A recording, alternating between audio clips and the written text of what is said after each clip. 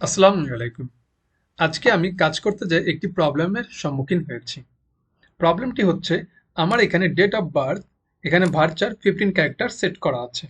এখন এই date of বার্থকে এই var ক্যারেক্টার থেকে আমি শিফট করে এটাকে আমি ডেট ফরম্যাটে কনভার্ট করতে চাচ্ছি। তো এখন এটাকে ডেট ফরম্যাটে কনভার্ট করতে যেয়ে আমি মেইনলি প্রবলেমটা ফেস করেছি। এখানে দেখুন আমি মাইগ্রেশন ফাইলে এখানে কমান্ডটা লিখেছি যে আমার এটা ডিওবি ডেট ফরম্যাটে চেঞ্জ হয়ে যাবে এবং আমি এখানে এটা চেঞ্জ ফাংশন কথাটা লিখেছি এবং যখন আমি এটাকে রোল ব্যাক করবে তখন আমার জন্য আবার রোল ব্যাক করলে সেটা যেন আমার স্ট্রিং এ চলে কনভার্ট হয়ে যায়, মানে ভার্চারে কনভার্ট হয়ে যায় এবং সেটা 15 ক্যারেক্টার হয়ে যায়। মানে এইখানে যেটা দেখা যাচ্ছে যে ডেট অফ বার্থ এটা হচ্ছে যে ভার্চার 15 ক্যারেক্টার, সেটা যেন রোল ব্যাক করলে আমার এইখানে আবার কনভার্ট হয়ে যায়। আমি সেই ডাউনেও এই কথাটা ডাউন ফাংশনের ভিতরেও আমি এই কথাটা লিখে রেখেছি। এখন দেখুন এটাকে যখন আমি মাইগ্রেট কমান্ড রান করতেছি তখন আমার এটা ইরর দেখাচ্ছে পিএইচপি আর্টিসান মাইগ্রেট। যখন মাইগ্রেট কথাটা লিখতেছি তখন আমার এখানে এই প্রবলেমটি ইরর মেসেজটা শো করতেছে। তো এটাকে সলভ করার জন্য আমি এখানে করেছি কি যে এখানে আমার character set CH character set এটাকে আমি এমটি স্ট্রিং কনভার্ট করে দিয়েছি। এমটি স্ট্রিং কনভার্ট করে দিয়ে আমি এই প্রবলেমটাকে সলভ করেছি। এখন যদি আমি এখানে পিএইচপি আর্টিসান মাইগ্রেট কমান্ডটি লিখি তাহলে আমার এটা মাইগ্রেশন কমান্ডটি রান হয়ে গেল। আবার যদি এটাকে আমি রোল ব্যাক করি তাহলে এখন আমি ডেটাবেসটাতে একটু দেখি যে আমার ডেটাবেসে কেমন আছে। আমি এটাকে রিফ্রেশ দিলাম এবং আমি এখানে দেখতে পাচ্ছি যে ডেট অফ বার্থ এটা আমার ডেট ফরম্যাটে কনভার্ট হয়ে গেছে। আবার যদি এটাকে আমি রোল ব্যাক করি, মাইগ্রেট রোল ব্যাক, এটা হচ্ছে জাস্ট একটা স্টেপ রোল ব্যাক করবে, তাই আমি স্টেপ অন কথাটা লিখে দিলাম। এখন যদি আমরা এটাকে রিফ্রেশ করি তাহলে আমরা দেখতে পাচ্ছি ডেট অফ বার্থ এটা আমার আবার 15 ক্যারেক্টার এটা কনভার্ট হয়ে গেছে। তো এখন এই প্রবলেমটা আমি কিভাবে সলভ করলাম?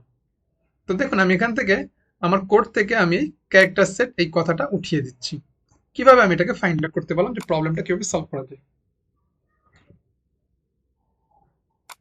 যখন আমি এটাকে মাইগ্রেট কমান্ড রান করতেছি তখন আমার এখানে একটা ইরর মেসেজ দেখাচ্ছে এবং দেখুন এই ইরর মেসেজে এখানে অনেক কথা লেখা আছে। লেখার পরে তারপর এখানে বলতেছে যে ক্যারেক্টার সেট ইউটিএফ 8 MB4 এই কথাটা লেখা আছে, নট নাল কালেক্ট এই কথাটা।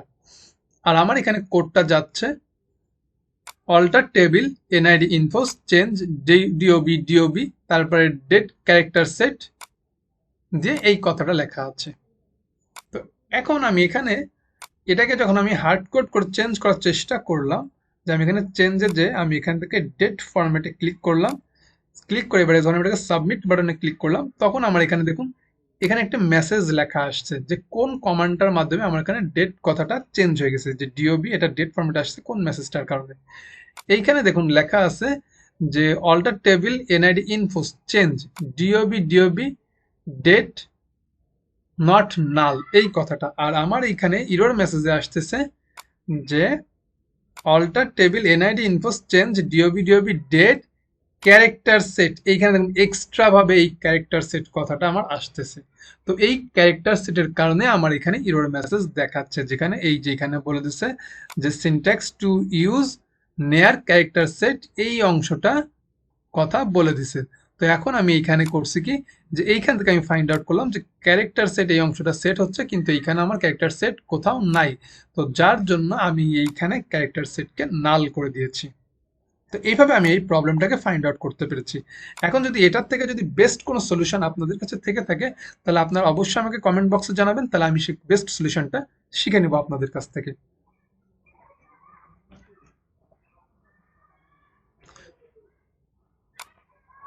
এখন এটাকে যদি আমরা মাইগ্রেট করি তাহলে আমার মাইগ্রেশন কমান্ডটা রান হয়ে গেল। আমি এটাকে রিফ্রেশ দিই,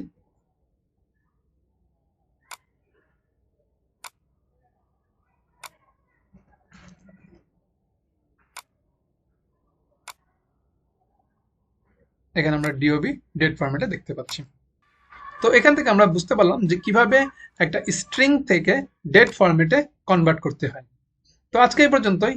thank you for watching this video. আল্লাহ হাফিজ।